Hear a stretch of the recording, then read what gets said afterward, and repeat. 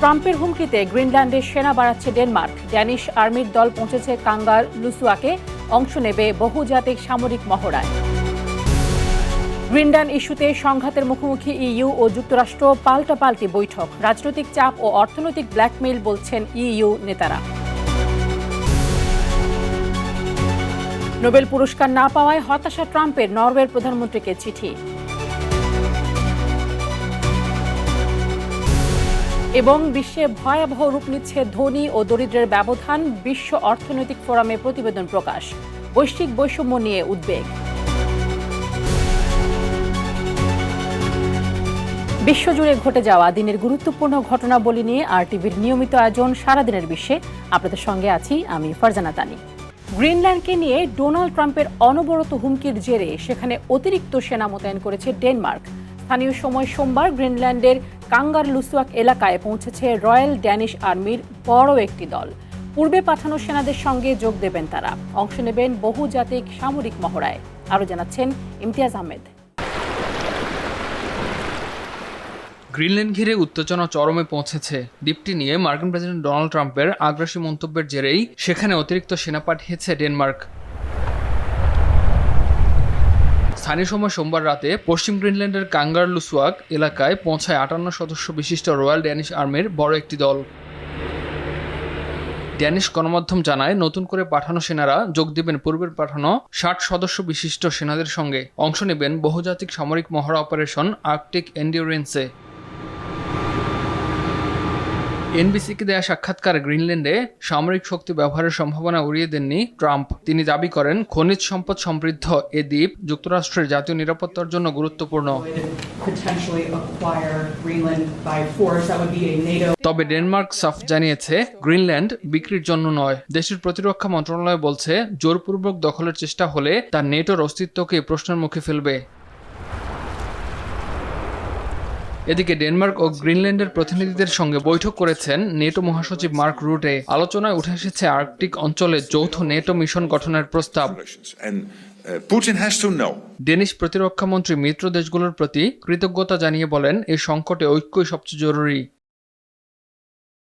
ইউরোপীয় কমিশনের president Ursula von der Leyen স্পষ্ট করে বলেন, ডেনমার্ক ও গ্রিনল্যান্ডের সার্বভৌমত্বকে অবশ্যই সম্মান করতে হবে। গ্রিনল্যান্ড ইস্যুতে বৃহস্পতিবার জরুরি বৈঠকে বসবে ইউরোপীয় ইউনিয়ন। ধারণা করা হচ্ছে, বৈঠকের পর মার্কিন প্রযুক্তি কোম্পানিগুলোর উপর বড় ধরনের নিষেধাজ্ঞা আসতে পারে। এদিকে এক জরিপে দেখা গেছে, গ্রিনল্যান্ডের 85% মানুষ যুক্তরাষ্ট্রের সঙ্গে যুক্ত হতে চান না। বিশ্লেষকরা বলছেন, গ্রিনল্যান্ড ইস্যু এখন শুধু একটি দ্বীপ নয়, এটি পরিণত হয়েছে বৈশ্বিক ভূ রাজনৈতিক শক্তির নতুন সংঘাতের কেন্দ্রে। ইমতিয়াজ আহমেদ, RTV। এদিকে গ্রিনল্যান্ড ইস্যুকে কেন্দ্র করে এবার সরাসরি বাণিজ্য সংঘাতের মুখোমুখি ইউরোপীয় ইউনিয়ন ও যুক্তরাষ্ট্র। মার্কিন প্রেসিডেন্ট ডোনাল্ড ট্রাম্প ইউরোপের একাধিক দেশের উপর শুল্ক আরোপের হুমকি দিয়েছেন। শর্ত, যুক্তরাষ্ট্রকে গ্রিনল্যান্ড কিনতে অনুমতি দিতে হবে। এই অবস্থানকে ইউরোপীয় নেতারা বলছেন রাজনৈতিক চাপ ও অর্থনৈতিক ব্ল্যাকমেইল। আর পাল্টা ব্যবস্থা নিতে জরুরি বৈঠকে বসেছে ইইউ। চূড়ান্ত সিদ্ধান্ত আসবে আগামী বৃহস্পতিবারের ব্রাসেলসের শীর্ষ সম্মেলনে। বিস্তারিত জানাচ্ছেন বিনিয়ামিন।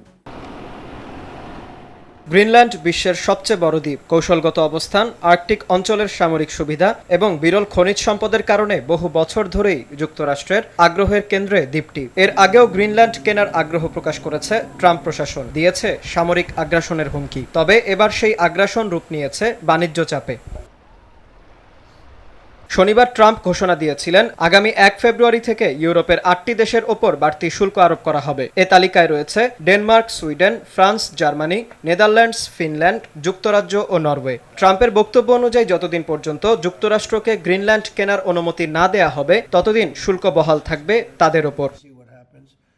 ট্রাম্পের এই ঘোষণার পরপরই নড়েচড়ে বসেছে ইউরোপের নেতারা। শুল্ক চাপের জবাব দিতে ব্রাসেলসে জরুরি বৈঠকে বসেন ইউরোপীয় ইউনিয়নের রাষ্ট্রদূতরা। বৈঠকে ট্রাম্প প্রশাসনের ওপর কূটনৈতিক চাপ বৃদ্ধি করতে পাল্টা ব্যবস্থা নেয়ার সিদ্ধান্ত নেন তারা। এর অংশ হিসেবে প্রায় 93 বিলিয়ন ইউরো মূল্যের মার্কিন পণ্যের ওপর পাল্টা শুল্ক আরোপের পরিকল্পনা হয়েছে বৈঠকে। পাশাপাশি ইউরোপের ডিজিটাল সার্ভিস, বিনিয়োগ ও ব্যাংকিং খাত এবং সরকারি টেন্ডারে যুক্তরাষ্ট্রের অংশগ্রহণ সীমিত করার বিষয়েও আলোচনা হয়েছে সেখানে।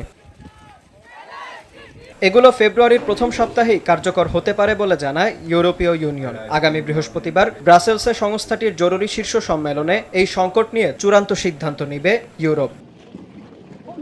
যুক্তরাষ্ট্রের জোরপূর্বক শুল্ক চাপ মেনে নেওয়া হবে না বলে হুঁশিয়ারি দিয়েছেন ইউরোপীয় কাউন্সিল প্রেসিডেন্ট অ্যান্তোনিও কস্তা। ডেনমার্কের প্রধানমন্ত্রী মেট ফ্রেডেরিকসনও স্পষ্ট ভাষায় জানিয়েছেন ট্রাম্পের ব্ল্যাকমেইলের কাছে মাথানত করবেন না তিনি। ট্রাম্পের সঙ্গে সরাসরি ফোনালাপে শুল্ক আরোপের বিষয়টিকে ভুল সিদ্ধান্ত বলে উল্লেখ করেন ইতালির প্রধানমন্ত্রী জর্জিয়া মেলোনি। এছাড়া মার্কিন বাণিজ্য আগ্রাসন মোকাবেলার ঘোষণা দিয়েছে ফ্রান্স ও জার্মানি।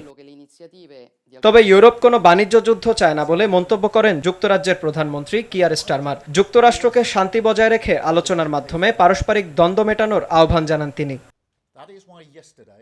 এদিকে ইউরোপ আমেরিকার উত্তেজনার প্রভাব পড়েছে বৈশ্বিক অর্থনীতিতে। ট্রাম্পের ঘোষণার পরপরই ডলারের বিপরীতে দুর্বল হয়ে পড়েছে ইউরো ও ব্রিটিশ পাউন্ড। বিনিয়োগকারীদের মধ্যে দেখা দিয়েছে চরম অনিশ্চয়তা। বিশ্লেষকরা বলছেন যুক্তরাষ্ট্র ও ইউরোপের মধ্যে বাণিজ্য যুদ্ধ শুরু হলে তা বৈশ্বিক সরবরাহ ব্যবস্থায় চাপ সৃষ্টি করবে। বিশেষ করে গাড়ি শিল্প, প্রযুক্তি খাত এবং ডিজিটাল সেবায় বড় ধরনের ধাক্কা আসতে পারে বলে উদ্বেগ জানান তারা।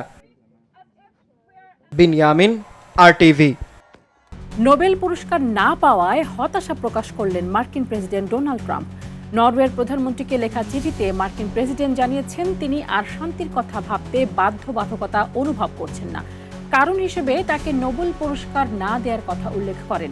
একই সঙ্গে গ্রিনল্যান্ডের নিয়ন্ত্রণ নেওয়ার আকাঙ্ক্ষাও পুনর্ব্যক্ত করেন তিনি। এর আগে রোববার যুক্তরাষ্ট্রের গ্রিনল্যান্ড নিয়ন্ত্রণে নেয়ার উদ্যোগের বিরোধিতাকারী ইউরোপীয় দেশগুলোর ওপর বাড়তি শুল্ক আরোপের হুমকি দিয়েছিলেন ট্রাম্প, আর এতে আপত্তি জানান নরওয়ের প্রধানমন্ত্রী ও ফিনল্যান্ডের প্রেসিডেন্ট। এর প্রতিক্রিয়া হিসেবেই নরওয়ের প্রধানমন্ত্রীকে এই চিঠি পাঠিয়েছেন ডোনাল্ড ট্রাম্প। গাজা ও বিশ্বের অন্যান্য জায়গায় হওয়া দ্বন্দ্ব নিরসনে তৈরি বোর্ড অব পিসে রাশিয়ার প্রেসিডেন্ট ভ্লাদিমির পুতিনকে আহ্বান জানিয়েছেন যুক্তরাষ্ট্রের প্রেসিডেন্ট ডোনাল্ড ট্রাম্প। মঙ্গলবার তিনি সাংবাদিকদের বলেন পুতিনকে বোর্ড অব পিসে আমন্ত্রণ জানানো হয়েছে। বোর্ডটির সদস্য হিসেবে বিভিন্ন দেশের সরকার প্রধানদের আমন্ত্রণ জানানো হয়েছে, যার মধ্যে তুরস্কের প্রেসিডেন্ট রিসেপ তাইয়েপ এরদোয়ান এবং পাকিস্তানের প্রধানমন্ত্রী শেহবাজ শরীফ সহ মধ্যপ্রাচ্যের একাধিক দেশের সরকার প্রধানও রয়েছেন। এদিকে যুদ্ধ পরবর্তী গাজায় নিযুক্ত আন্তর্জাতিক বাহিনীতে তুরস্ক ও কাতারের সেনাদের কোনো স্থান দেওয়া হবে না বলে মন্তব্য করেছেন ইসরায়েলের প্রধানমন্ত্রী বেনিয়ামিন নেতানিয়াহু। এ সময় যুদ্ধবিরতির দ্বিতীয় ধাপ মেনে হামাসকে নিরস্ত্র করার জোর দাবি জানান নেতানিয়াহু। সিরিয়ার কারাগার থেকে পালিয়ে গেছে প্রায় ১,৫০০ কয়েদি। কয়েদিরা দেশটির সাবাহজি কারাগার থেকে পালিয়ে যায়। কুর্দি নিয়ন্ত্রণাধীন শহরটিতে ISIS গোষ্ঠীর সদস্যরা বন্দী ছিলেন। কুর্দি গোষ্ঠী SDF জানিয়েছে সাবাদিতে সিরিয়ার সেনাবাহিনী অভিযান চালানোর পর কয়েদিরা পালিয়ে যায়।